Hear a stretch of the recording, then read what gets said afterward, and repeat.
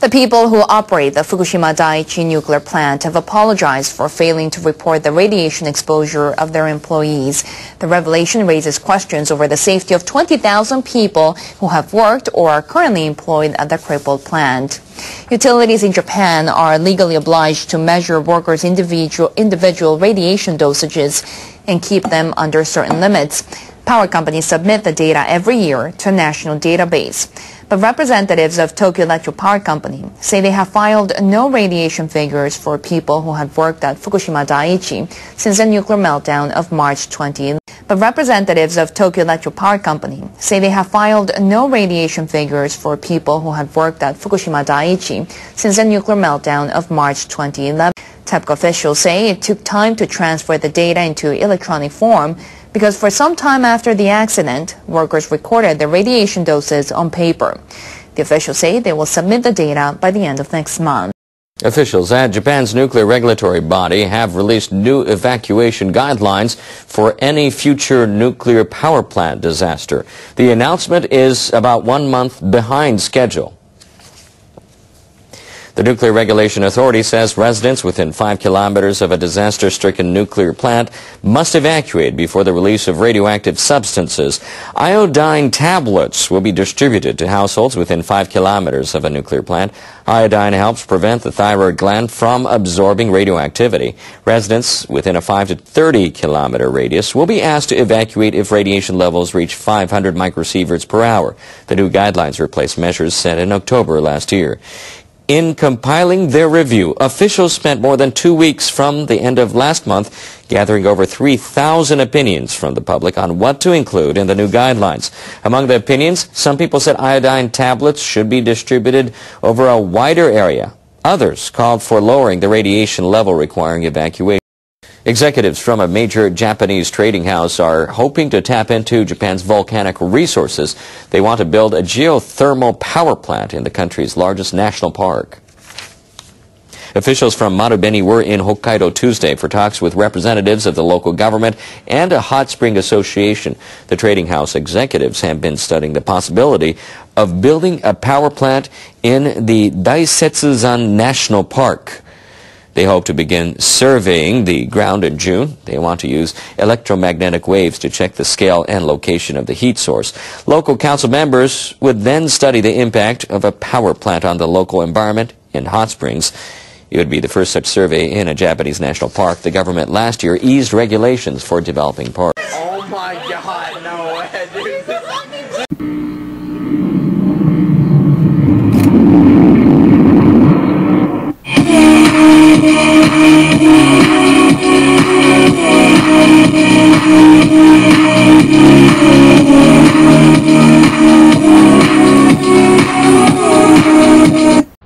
Live, this is One for the Record. I'm Diana, and today is March 1st, 2013. And here are your news updates for today. The Extinction Protocol 2012 and beyond. Florida man vanishes after being sucked into sinkhole under his bedroom.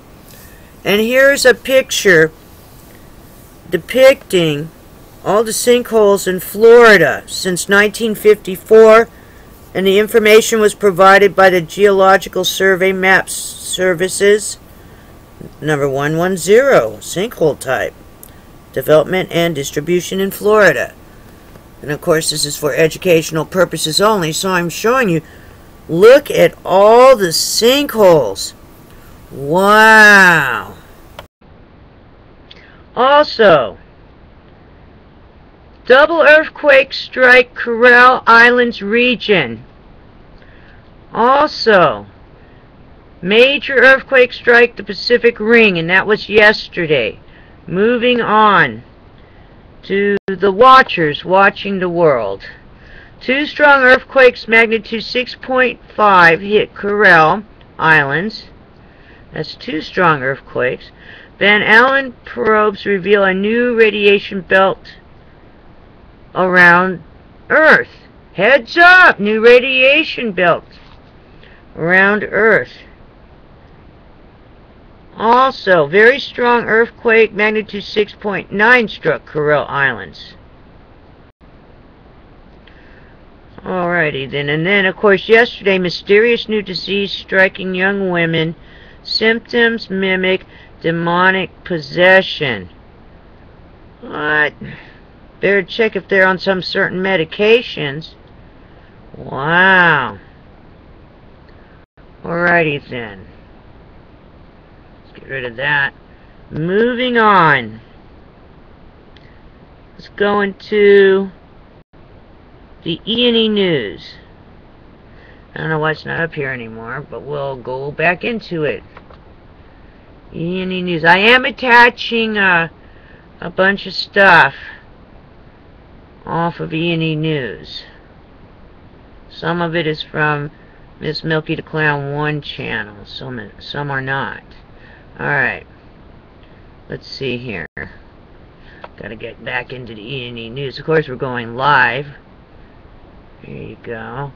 Someone commented and wanted to know why I said 2012. This is way back in early January. It's because I'm not reading a script. As I read this, first time I see it normally, that's the first time you're hearing it. Alrighty then. That way you can see my reaction to some of the stuff I'm reading. You know, it's not teleprompter news, then it could be all censored out and look like a robot reading, right? Or a model. Here we go. Movie star. There you go. Let's go into ENENEWS. Energy news. This is the real news. This isn't like the fake, I'm going to script the whole thing and edit all kinds of stuff out. If I make a mistake, I make a mistake because I'm a real person. Alrighty then. Here we go. But, you know, and I don't have any sponsorship really right now. Hopefully I will one day. Okay, let's see. But it keeps all the commercials out. Alright. That's why you don't see advertisements and have to wait and waste your time. Alrighty then. Or watch all these pop-ups. It's because I don't put in for that. Some people get paid for that. I'm not getting any money for this. And if I do something without other people's stuff and attachments on it, then there is a donation in the description box. But I won't do that if I'm attaching other people's stuff so you can see it. Alrighty then. Here we go. Some people do that though. Alright. March 1st. Okay, so see, you're getting ahead of time. Because they're hours ahead, like 5 hours ahead. Lead architect of Microsoft Windows 95. Something very much amiss in Fukushima. Like an almost totalitarian state. People now saying, for the sake of my child's health, I'm not going to think about radiation. I think because they have no choice, or they get in trouble. If they start complaining about it, maybe they don't get medical help. Or maybe they'll say that the parent's crazy and try to take the kid away or something. Alrighty then, it's deeper than whatever that says.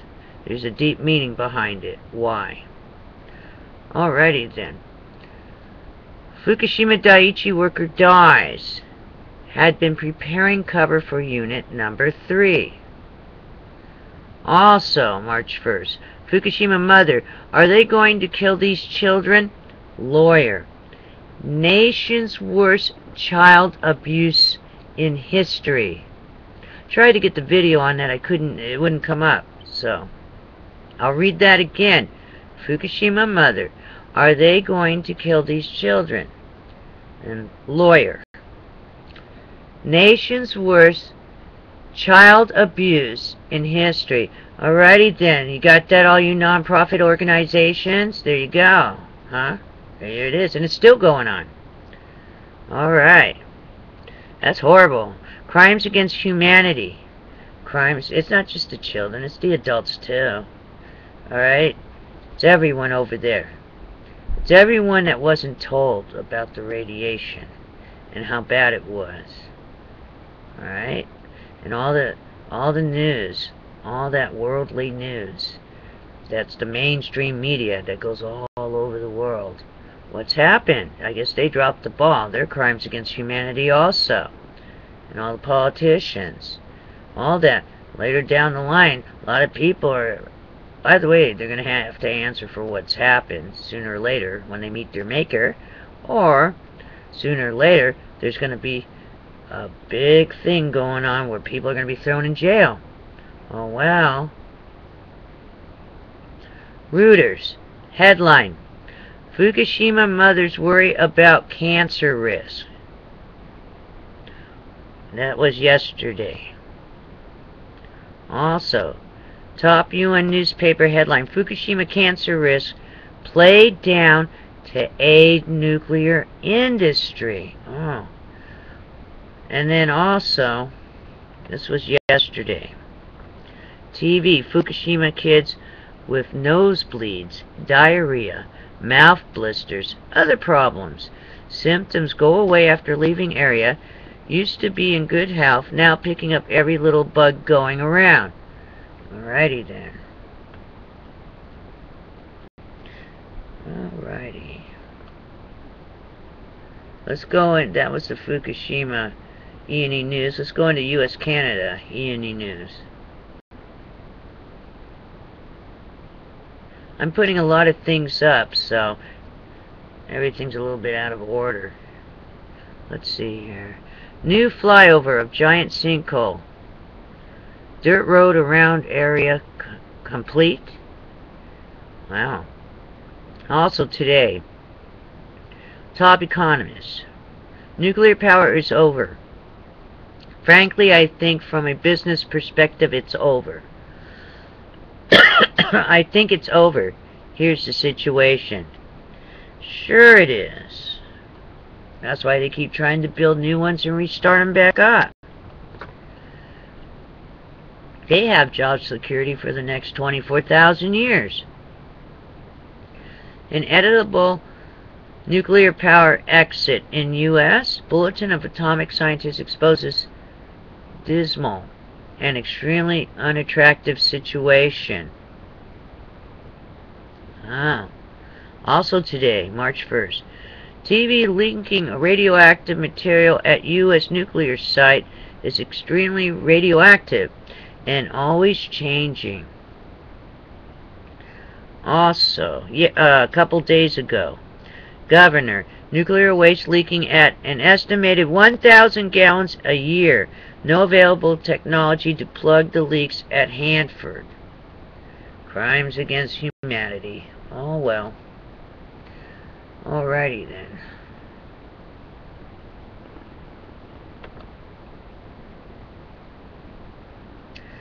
I will be uploading all kinds of things, and I even have some stuff that I'm adding in with the report. Now, San Francisco, I believe it was yesterday, I put a little blog in my description box yesterday, but San Francisco had a sinkhole,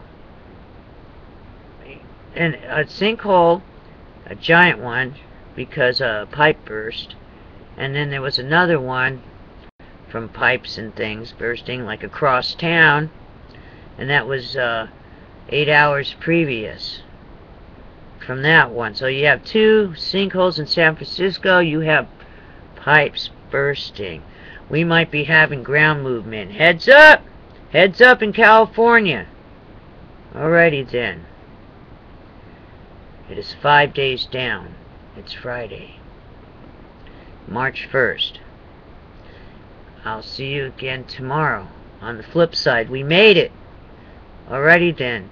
And it's very cold in Florida right now. It's going down in the Space Coast. It's going down to the 30s or something. So take care. Stay warm. No barbecues inside. And I'll see you again on the flip side tomorrow during the weekend. Hooray! Alrighty then. Stay tuned. I'm attaching all kinds of stuff. One thing on San Onofre, they had to listen to what they say carefully. You gotta listen to this thing. Listen to it almost all the way through. Try to hang in there and listen to what they're saying, because this affects all of us. Alright, take care. See you on the flip side. Be safe. And I'll try also to attach Dr. Deagle's program also, the NutriMedical report. Alrighty then. See you tomorrow on the flip side.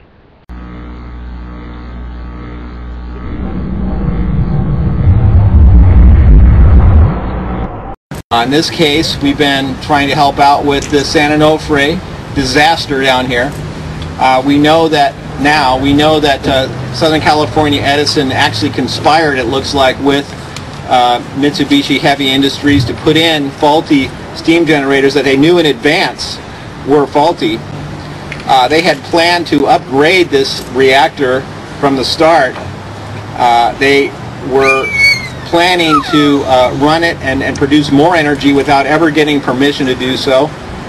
They worked the system and they got their hands in the system at every level such that they were able to get by all the different types of hearings and so forth and really evade. And at this point, what you got is unfortunately a type of groupthink that goes on. Both the NRC and Edison are involved in this sort of groupthink where everybody thinks the same way.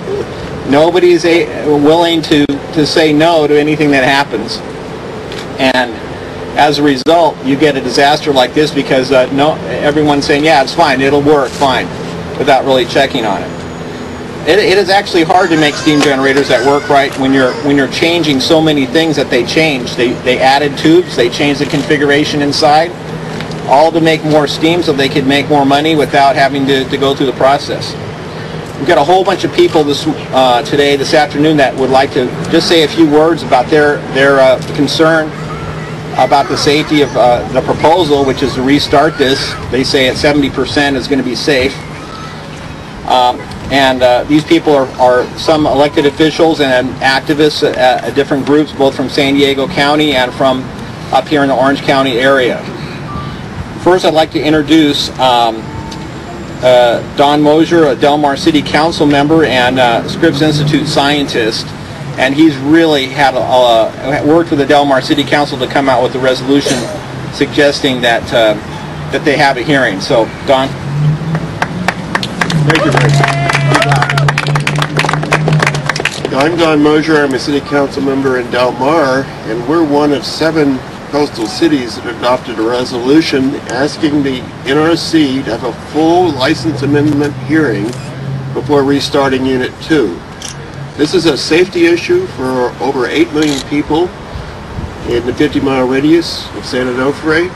Safety is the most important topic for elected officials. Del Mar is only 32 miles downwind of San Onofre, so a disaster at San Onofre would impact our citizens as well as many others. I was gratified recently that the San Diego Union School District adopted a similar resolution opposing the restart without a hearing to protect the 135,000 school children in their district. And I would urge Orange County School District to do the same. We now know that these were flawed steam generators from the very start, and that the NRC at Southern California Edison has not been honest with the public about the problems with these steam generators. We think it's essential to have a full evidentiary hearing where we can hear testimony on both sides of the issue. We're getting input from nuclear engineers who tell us these generators are unsafe at any power level, and we need to find out what's right. The public needs to demand to know that these generators are safe before they're restarted. Thank you. Yeah. Thank you, Don. We're just going to jump right into the next speaker. This is going to be Mike Nichols, Mayor of Solana Beach. Come on, Mike. Thank you for this opportunity. My name is Mike Nichols, and I'm the mayor in Solana Beach. We're a small coastal community about 30 miles downwind from San Onofre, so we're just next door to Del Mar. I'm here to represent our citizens this afternoon and our entire city council, who has unanimously been supportive of the recommendation that Senator Barbara Boxer has been introducing, and we are very appreciative of her leadership on this issue. She's calling for a full comprehensive study of songs, including its engineering, design, safety, operational issues, plant security, and emergency preparedness before any of the generators are restarted, and we support that. Yeah. Yes. You know, admittedly, I'm not a scientist, and I don't know if many of you are, but I don't think you need to be a scientist to understand the concerns and the dangers and everything that could go wrong from an environmental perspective, from a small accident that would affect our region's quality of life and our economic vitality. So the importance to get it right is you can only do that one time, because once you have an accident, there's no going back. Public safety, as I mentioned, is government's most important responsibility, and the NRC is entrusted with that responsibility this evening. We are counting on them tonight on behalf of the 8 million residents in the region to order a thorough investigation and conduct a formal hearing into the issues at Songs, and not allow Unit 2 to start at this time. Thank you to all the dedicated individuals and groups that have been tirelessly bringing this to the attention of everyone in the public. Thank you very much, and look forward to seeing you all tonight at the meeting. Thank you. Thank you, Mike. That was important to talk about the Barber Boxer and Representative Markley's letter that they sent to the NRC, and really pushing this forward at a high level to say, look, something has gone on here that's wrong. Grassroots organizations both in San Diego and in Orange County have been intensively involved in this. That's why we're here today. I'd like to introduce next a member of one of the groups that has been behind that and strong up here in the Orange County, and that's Gary Hedrick. Come on up, Gary. Hi. Thanks for everyone being here, and the honored speakers from the elected community. It's so important to have you here. You know, this is really hard for me to understand. When they first proposed, when Edison proposed that we're going to take a defective reactor and start it up, run it at 70% and see what happens, I would have thought the NRC would say, what are you thinking? Why would they even propose such a preposterous idea? And yet here we are, entrenched in a long, drawn-out debate, wondering why is this so hard to understand? And on top of it, with the recent revelations from evidence being apparent on, thank goodness to Boxer and Markey, we have evidence that NRC has documents that showed those generators shouldn't have been started in the first place. Now, why would we continue this discussion any further than this? We want the documents, you know? That's what this is about. No more hiding this stuff. We want the documents, and we want the data. And what are we messing around? NRC is here to protect us, right? We want the documents, and we want the data, and we want the public to be aware of what's going on. We don't trust the NRC anymore. That's it. Thank you, Gary. You know, years ago, this may not have been any big deal. Just a small leak out of a nuclear reactor, no problem. But guess what? We now see that these reactors can be extremely dangerous, including this incredibly large disaster in Fukushima. People over there are now having to live with radiation throughout their lives, and a part of Japan that will be eliminated from habitation probably for the rest of our lives, or maybe even forever. We're happy here tonight, this afternoon, to have a person from the Fukushima area to tell us about that. And her name is Kathy Iwani. Come on up, Kathy. As an evacuee of Japan after raising my daughters and living there for 25 years, I cannot stress enough that the 3 nuclear reactors in Fukushima continue to melt down, releasing tons of radioactive runoff water each and every day into our Pacific Ocean for the last almost 2 years. Contrary to popular belief, this disaster is nowhere to being completed or over. While the Japanese government and TEPCO, the people responsible for the meltdowns, feign decontamination, it is fact that these reactors are still too hot to cap, because in doing so, there would be explosions of unbelievable scale. They are so highly contaminated, in fact, that human workers cannot go in to begin repairs. Robots cannot even withstand the high temperatures. They just cease to operate. Commissioner William Madwood of the U.S. Nuclear Regulatory Commission, speaking about the Fukushima reactors recently, last year on October 12th in Washington, D.C., at a Senate Environment and Public Works Committee hearing in D.C., he said, and I quote, "It is difficult to underestimate the challenge of removing radioactive material from the area. There will need to be new technologies to accomplish the cleanup, and some of these technologies don't exist," he said. I lived 380 miles away from the Fukushima reactors in southwest Japan in a place called Wakayama. I lived with a Geiger counter measuring my food in the environment and also in the environment for a year before we made the decision to leave. I can attest to the fact that contamination in no way stays within the evacuation zone of 20 kilometers. Presently, 26 out of 47 prefectures in Japan are found to have trace measurements of radioactive cesium in their municipal water supplies. Now we're in San Onofre. Risking restart of the defective reactor number 2 at San Onofre is essentially rendering our children laboratory guinea pigs in Edison's nuclear experiment. It's our responsibility to protect our most valuable resource, our children. They are our future. On behalf of my two daughters, who are half Japanese, I demand a transparent adjudicatory hearing with license amendment process, including hearings with sworn testimony from both sides, and cross-examination with experts outside of the NRC and outside of Southern Cal Edison.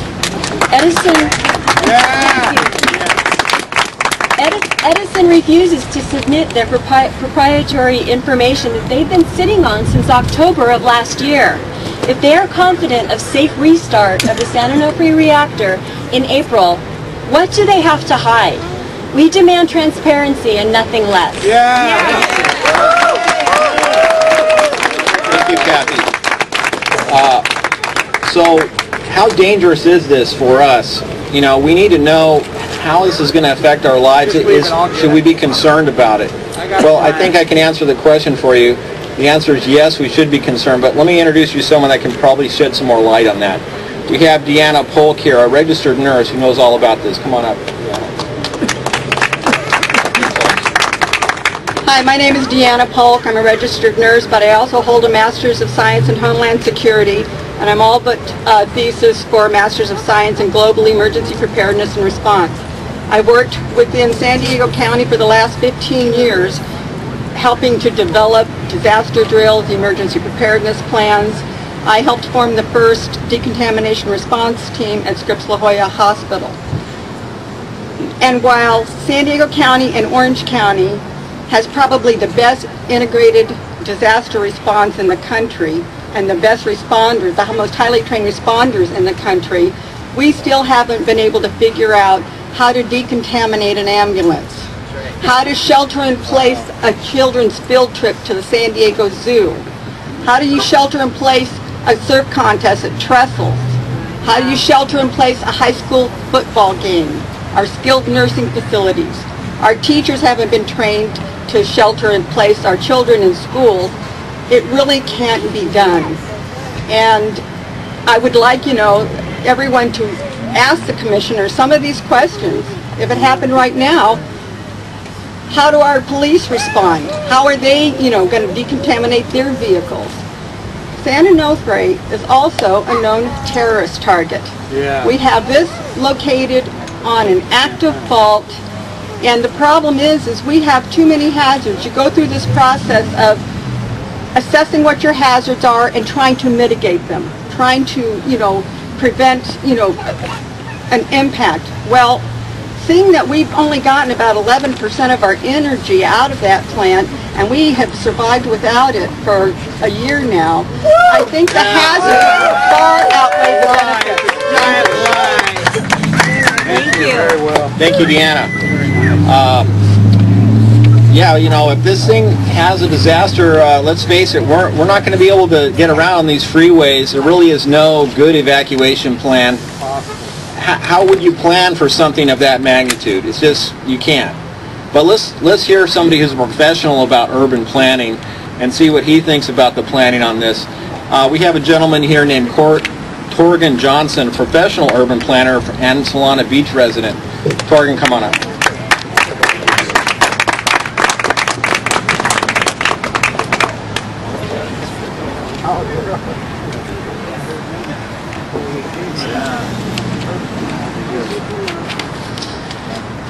My name is Torgan Johnson. I'm an urban planner, hold 2 degrees from Harvard, graduate degrees from Harvard in planning. And I want to first make a statement to Mr. Theodore Craver, the CEO of Edison International. I'd like to say, Ted, this is not a poster child for nuclear disasters. Yeah. This is my daughter. And she's the most precious thing in my life. What I saw when I watched the Fukushima disaster unfold was a radioactive plume travel so fast and so far. It traveled 5,500 miles in about 6 days and covered the entire Pacific Basin. Radioactive fallout was detected here in California at 181 times above safe levels at UC Berkeley's Nuclear Engineering Department.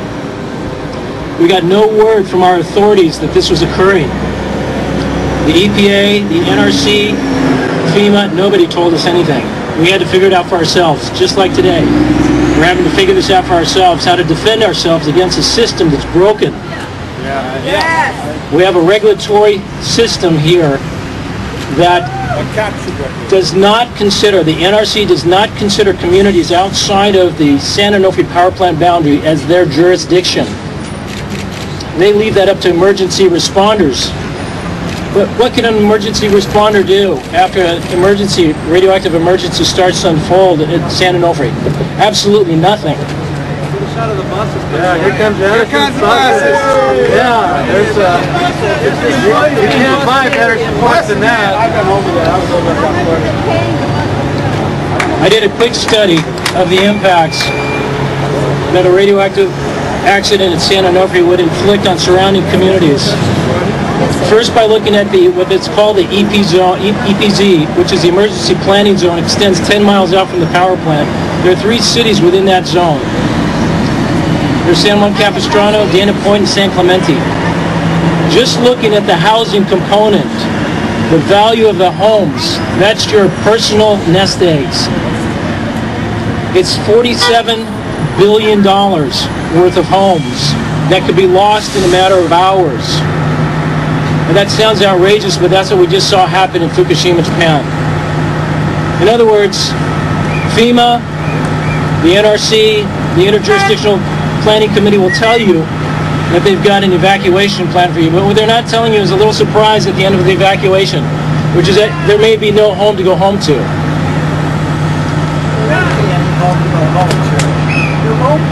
And what I'd like to ask is that the NRC hold Edison accountable, first of all, to produce the documents that the public wants to see regarding the base data and all the documents related to the replacement of the steam generators at San Onofre.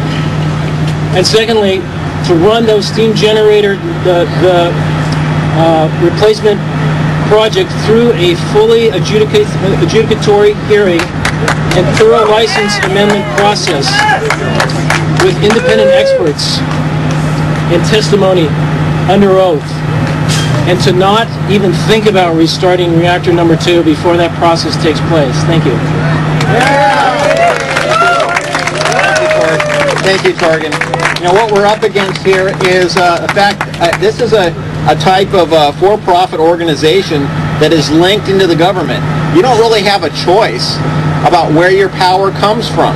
They had an idea that you could go out and buy, get it from wherever you want. You can't do that anymore. Otherwise, everybody would say not from a nuclear reactor, right? So we have to have these things here. As ratepayers, they take our money, then they spend it to promote their point of view. They spend it to bring in all of these workers that you see here on these buses. That's our ratepayer money bringing those people in. We had to pay for those people to come in here. That's money out of our pocket. These people are people that we pay to work. And they're coming in to fight for that one point of corporate point of view. Do we get any money from Sempra or Southern California Edison for our point of view? Not one penny. Not one penny. We put in all this volunteer stuff. Do these people, are they volunteers? No, they're paid to be here. They get a free lunch to be here. They're bussed in for free to be here. This is a bogus bunch of shills that are not here on their own penny. They're here on the penny of Southern California Edison. We love the unions. We want the workers to work. But this is the wrong way to promote the corporate point of view. That's my opinion. Finally, I'd like to introduce somebody who's really been a key activist, and that's Gene Stone. Coming up, Gene. All right, Gene.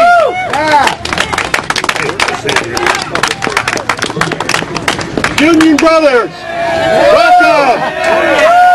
It's California Edison that is losing your jobs because of their poor design. And we want you to have jobs.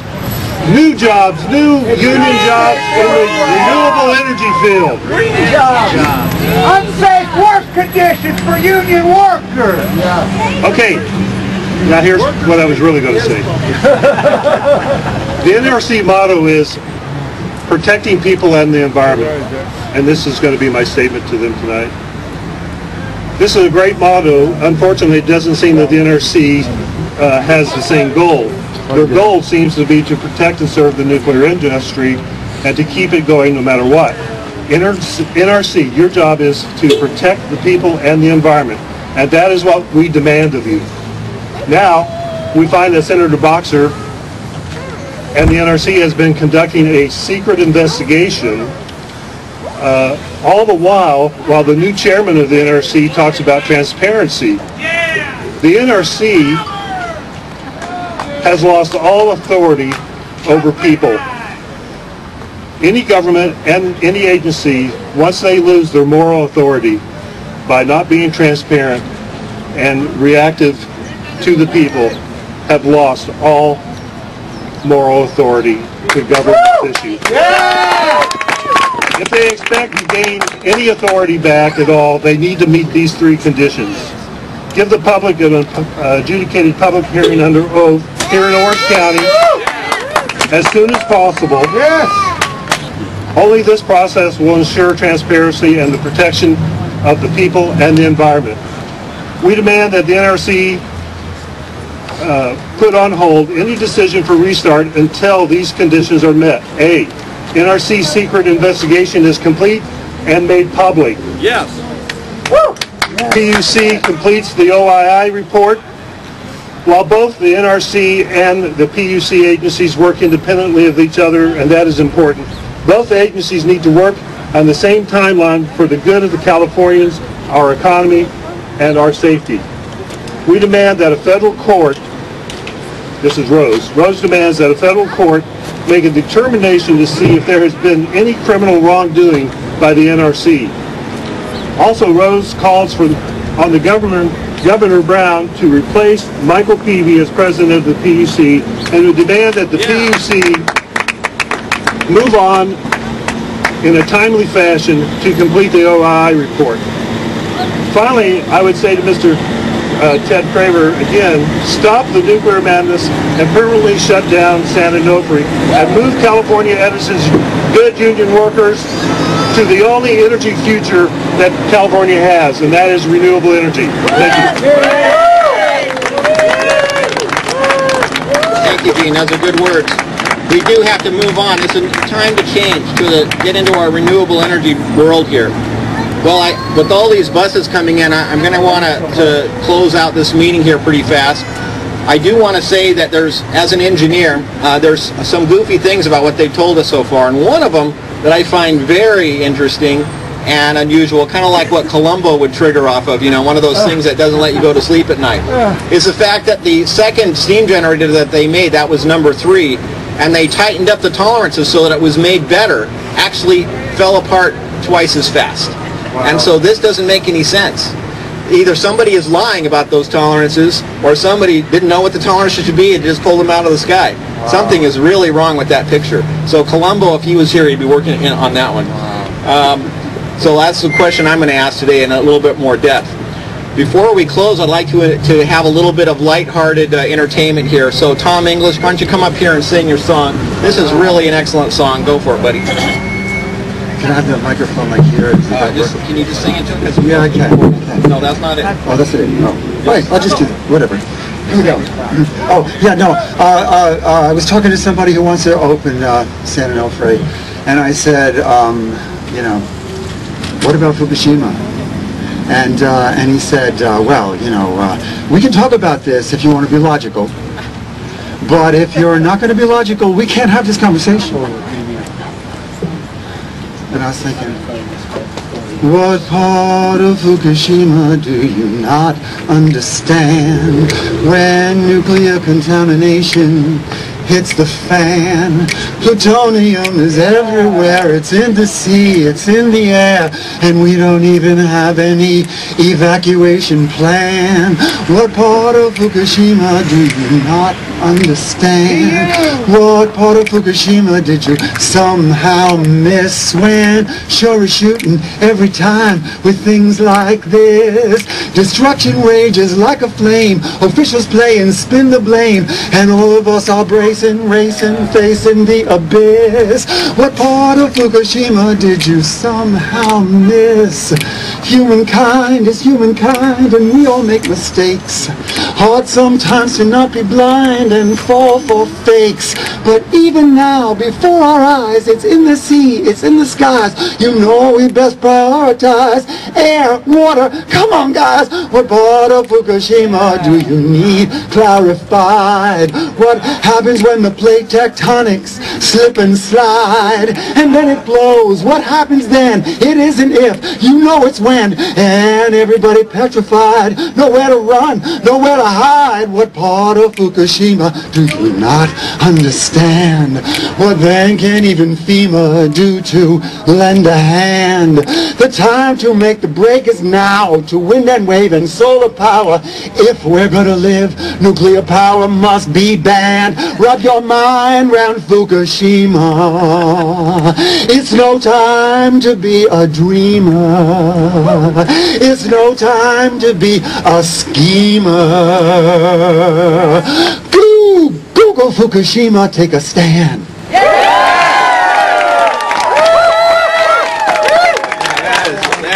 That's really moving. Thank you, Tom. All right. They're not going to let us in the room until 5. All right. So I just want to let you know, despite my words about, not against the workers, but about how they're funded, unions were not formed to fight against people like us. We support the union. The unions were formed so the workers could fight against their corporations. And they've got this thing turned around on its head here. So the corporations now are running the unions against the people. And that's the wrong way. That's when the unions have gone off course, in my view. So we're not against the unions, so please do not pick fights with the unions or react to them, because they'll be trying to get us to do that. Yeah, we're all in this together. They're on our side, but they don't know it. Now, please, when you go in, we are going to be sometimes asking for you to give a cheer, perhaps inside. And what would it be like? 3 beats like, no restart, shut it down. No restart, shut it down. No restart, shut it down. No restart, shut it down. No restart, shut it down. Okay, so you got that one? Good. Yeah, we have a handout inside. You're going to get more information, some ideas about what you can speak on. If you can speak from your heart, what your point of view is on this, it's best to do it from yourself versus reading something else. But those are ideas. And I want to thank all the volunteers, all the speakers that came forward, the elected officials, Don and Mike, thank you very much. And everyone here that's at the rally, thank you for coming. We'll see you